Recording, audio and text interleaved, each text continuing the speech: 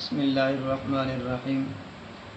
بعض حضرات سوال کرتے ہیں کہ قربانی کے دنوں میں اور قربانی کے ایاموں میں اگر ہم قربانی نہ کریں اور قربانی کے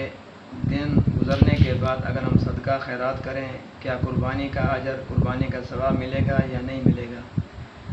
میرے دوستو، اگر کسی آدمی نے کسی وجہ سے قربانی نہ کر سکا، حالانکہ وہ صاحب ثروت بھی تھا اور صاحب مالدار بھی تھا، صاحب نصاب بھی تھا، پھر بھی اس نے قربانی نہیں کی،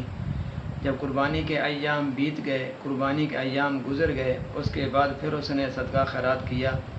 میرے دوستو، اگر قربانی وہ لے رہا تھا تو 20,000 قربانی اس کو مل رہی تھی، 30,000 کی قربانی مل رہی تھی، لیکن قربانی کے دن گزرنے کے بعد اگر اس نے 1,00,000 روپیہ بھی صدقہ کر دیا اور 1,00,000 روپیہ اس نے خیرات کر دی، پھر بھی اس کو قربانی والا اجر، قربانی کا ثواب وہ اس کو حاصل نہیں ہوگا۔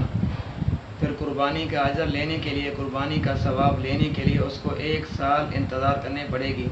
اور سال کے بعد جب قربانی کے ایام آئیں گے، قربانی کے دن آئیں گے، اس کے بعد پھر یہ قربانی کرے گا، پھر اس کی قربانی اللہ کے ہاں قبول ہوگی، بشرطے کہ اگر اس نے اخلاص سے قربانی کی ہے، اللہ کی رضا کے لیے اور سنت سمجھ کر اس نے اگر قربانی کی ہے، اس کو اجر عظیم اللہ تبارک و تعالیٰ عطا فرمائیں گے۔ اور دوسری بات یہ ہے کہ جب ہم ذبح کرتے ہیں، کوشش کرتے ہیں کہ ہم کسائی کو، یعنی کہ قربانی دوسرے آدمی کہتے ہیں کہ آپ ہماری قربانی ذبح کریں،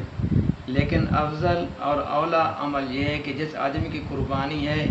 تو وہی اپنی قربانی اپنے ہاتھ سے ذبح کرے۔ اگر اس کو قربانی کرنے کا، ذبح کرنے کا ڈھنگ نہیں آتا، طریقہ کار نہیں آتا، دوسرا آدمی قربانی ذبح کرے، لیکن جس آدمی کی قربانی ہے وہ اس قربانی کو دیکھتا رہے کہ میری قربانی ذبح ہو رہی ہے، اور پھر بھی اگر اس نے قربانی ذبح بھی نہیں کی اور قربانی کو دیکھا بھی نہیں ہے، پھر بھی اس کی قربانی ہو جائے گی، اس قربانی کے اندر اس کا اجر بھی کم نہیں ہوگا، اور اس قربانی کے اندر کسی طرح کی کوئی کمی پیشی زیادتی نہیں ہوگی۔ لہذا سب سے اولیٰ افضل عمل یہی ہے، جس کی قربانی ہے وہی قربانی اپنے ہاتھ سے ذبح کرے۔ اگر وہ ذبح کرنا نہیں جانتا، پھر کم سے کم قربانی کو دیکھتا رہے کہ میری قربانی ذبح ہو رہی ہے، اور پھر بھی اگر اس نے قربانی کو دیکھا نہیں ہے، پھر بھی اس کی قربانی ہو جائے گی۔ لیکن یہ میں بات کر رہا ہوں اولیٰ ہونے کی، افضل ہونے کی۔ افضل طریقہ یہی ہے، جس کی قربانی ہے وہ اپنے ہاتھ سے قربانی ذبح کرے، اپنے ہاتھ سے ذبح کرے اور اس کو دیکھے بھی صحیح۔ اللہ تبارک و تعالیٰ مجھے اور آپ کو اخلاص سے کام کرنے کی توفیق عطا فرمائے،